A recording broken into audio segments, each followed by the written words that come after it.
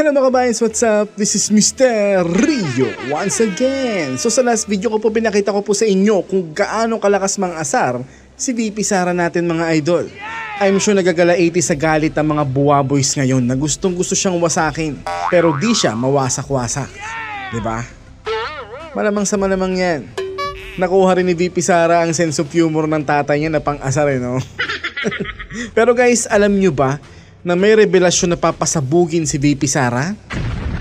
Wanna know what it is? Let's find out. Tara. Sino ba sa tingin mo ang talagang nasa likod nitong kukumo? Kasi kami, we always ask the Congress. Ang lagi nilang sinasabi kung meron mga impeachment, naririnig nila sa'yo daw po. So sorry, we have to ask you again. Sino? Alam ko kung sino, pero hindi ko siya masabi. What? Bakit kaya, no?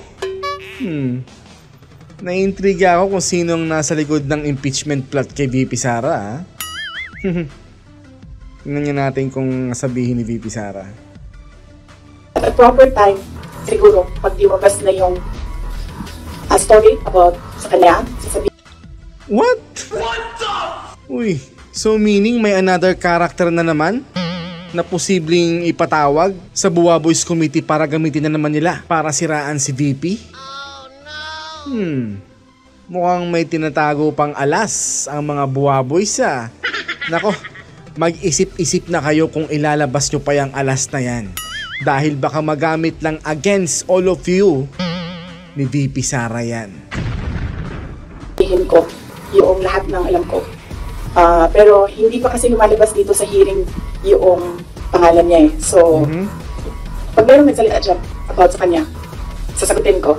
Sasabihin ko kung sino. So, iisa lang ang handler ni Risa Ontiveros, ni Sammy Trillanes, at ni Franz Castro. What? Iisa lang ang handler ni Risa Trililing at ni Franz. Mukhang may clue na ako kung sino ah.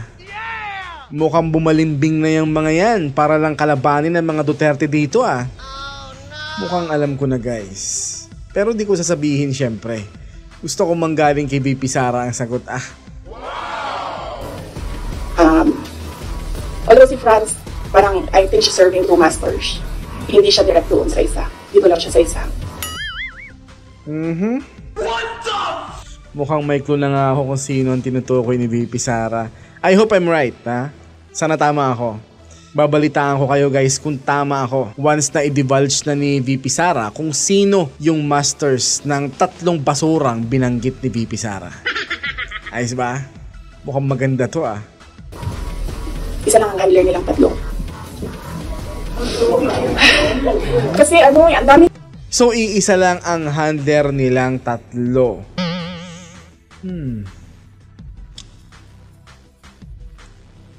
Parang positive ako mga idol. I'm sure alam ko na ang sinasabi ni VP Sara. And I'm sure alam nyo rin yun. Kayo guys, anong hula nyo? Yan ang material. So, pag inubos natin lahat ngayon, wala na yung trabaho bukas. Sa susunod na araw, sa susunod na buwan, o ano pang trabaho ninyo, wala na kayong balita, o... Oo nga naman. Maghintay na lang kasi kayo sa revelasyon na yun ah. Matataman masyado tong mainstream na to eh no? Siyempre si VP Sara na muna ang maglalabas ng scoop na yan ah. Maghintay-hintay, be patient mga idol. Hindi. Alam niya naman eh. Gusto niya lang manggaling sa akin. Oh, di ba? Yan ang clue ni VP Sara mga idol. Alam naman daw ng mainstream pero gusto lang daw natin manggaling sa kanya. So mukhang tama nga ang hula ko mga idol. I'm sure alam nyo rin yun mga idol. Sigurado ako.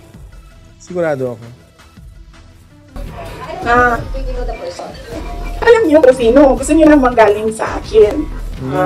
Pero mamaya na kasi hindi. Meron kasi siyang kwento eh. Kasi hindi pa kasi lumalabas. So hindi ko malabas yung kwento. So, sa 30 po ba na good government po nalabas? as a good government. About sa akin, wala naman ako doon sa Quadcom eh. So meron kayong, yung hinihintay nyo na kwento, may na-expect kayo doon na kwento sa good government na hearing about sa'yo na?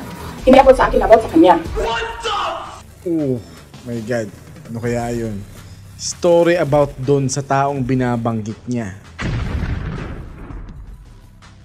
Nako, alam nyo kung negatibo ang story about sa kanya, I don't think ilalabas pa yon ng Buwa Boys Committee. Kaya I'm sure ang maglalabas na lang ng story na yan ay si VP. Tama. Sigurado yan guys. Sigurado yan. I mean, yes, about sa akin.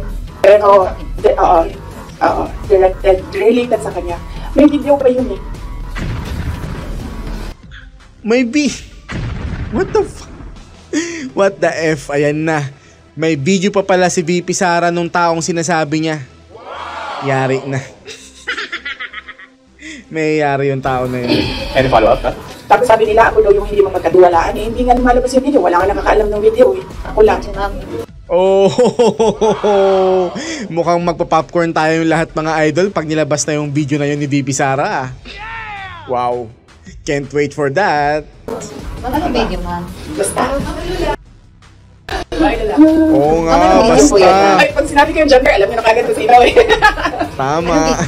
Alam niya naman, di ba? Gusto niya lang talaga manggaling sa akin. Hindi po. JC, alam mo. Oh. I-attain natin, mahaba kasi yung kwento sa kanya. Tapos pag kinento ko yung parte lang ng question na yan, sayang naman yung ibang chismis. Hindi chismis yan kasi ako yung ano eh. Ako yung may alam.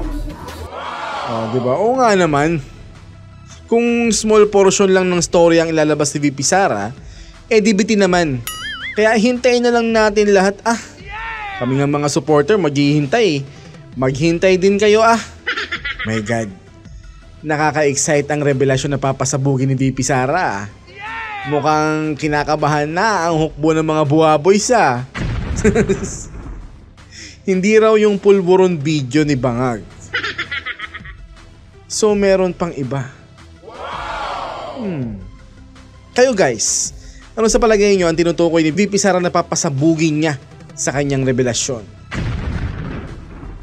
Hula-hula na mga idol, let's go! So paano guys? Kita-kits po tayo ulit sa mga next video.